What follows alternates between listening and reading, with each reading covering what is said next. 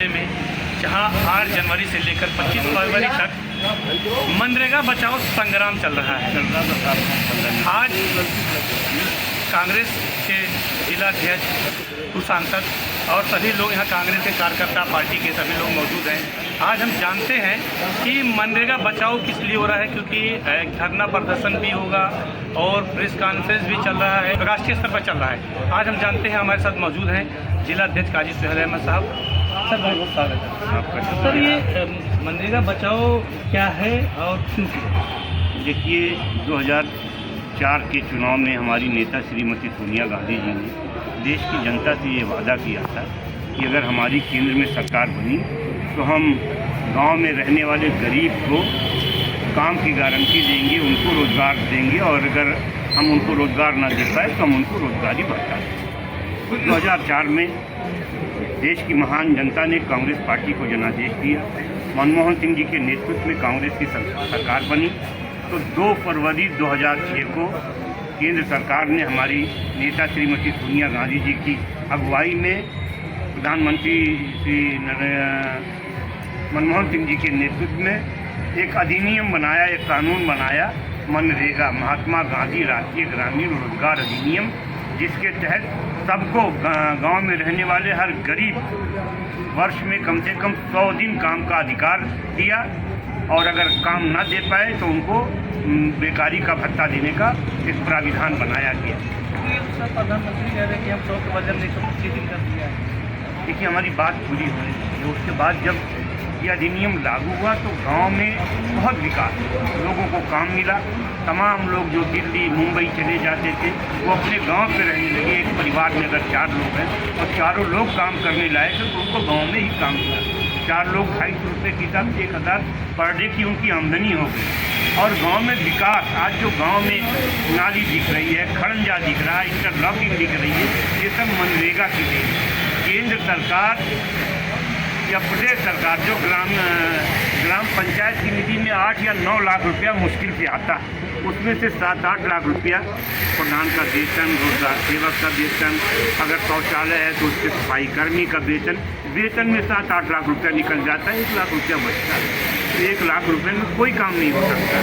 तो मनरेगा एक बड़ा माध्यम था गांव में विकास करने का। लेकिन केंद्र की ये भाजपा सरकार जब से आई, लगातार इसने मनरेगा का बजट कम किया, और अब ये साजिश कर रहे हैं कि मनरेगा को समाप्त कर दिया जाए। वो इस तरीके से समाप्ति की तरफ बढ़ रहे हैं कि पहले मनरेगा में जितने धन की आवश्यकता होती थी उसमें 90% धन केंद्र सरकार देती थी और 10% धन सिर्फ राज्य सरकारों का होता था। तो 10% भी हिस्सेदारी राज्य सरकार बड़े आसानी से नहीं दे पाती। लेकिन जो मनरेगा का नया प्राविधान ये लागू करने जा रहे हैं, इसमें अब प्रदेश सरकार की जिम्मेदारी 40% हो जाएगी कि 40% धन वो व्यवस्था कराने, 60% केंद्र सरकार। तो मैं तो समझता हूँ कि 40% धन कोई भी राज्य सरकार नहीं दे पाएगी, और नतीजा ये होगा कि धीरे धीरे ये योजना यहाँ से समाप्त हो जाएगी।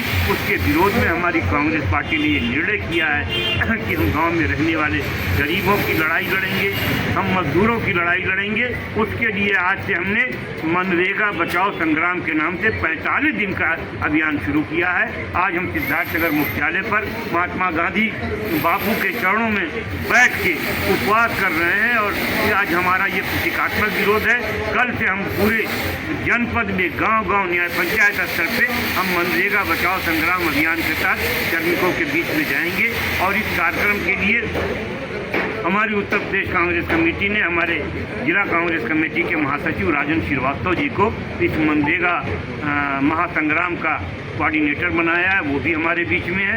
उनके नेतृत्व में पूरे जनपद में ये अभियान चलेगा, और जब तक प्रदेश सरकार पुराने स्वरूप को मनरेगा के बहाल नहीं करेगी, कांग्रेस के लोग सड़कों पर लड़ेंगे। सर, पूर्व सांसद मुकिम साहब आइए सर, क्या कहना चाहेंगे सर? ये कांग्रेस की सरकार ने 2006 में मनरेगा कानून पास किया था, जिसके तहत पूरे देश के मजदूरों को, किसानों को, गरीबों को, नौजवानों को रोजगार मिलता था। अब मौजूदा नरेंद्र मोदी की सरकार इस मनरेगा कानून को ख़त्म करके, मनरेगा का नाम समाप्त करके बदलकर मनरेगा कानून को ख़त्म करना चाहती है, रोजगार ख़त्म करना चाहती है। उसके विरोध में कांग्रेस पार्टी पूरे देश में आंदोलन कर रही है।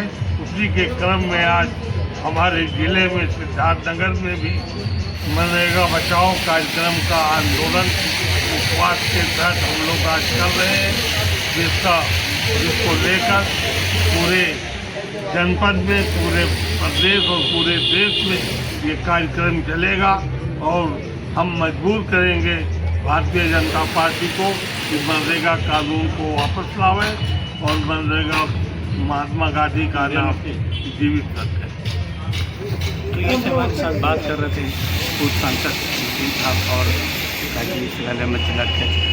उनका कहना है कि मनरेगा जो सरकार ख़त्म कर रही है, इसका ये आंदोलन चलता रहेगा और इसके लिए हम पूरे राष्ट्रीय स्तर पर जनसंपर्क भी करते रहेंगे। तो सरकार को इस चीज़ के लिए कानून वापस लाना पड़ेगा। लगातार इन्हीं खबरों के साथ बने रहें।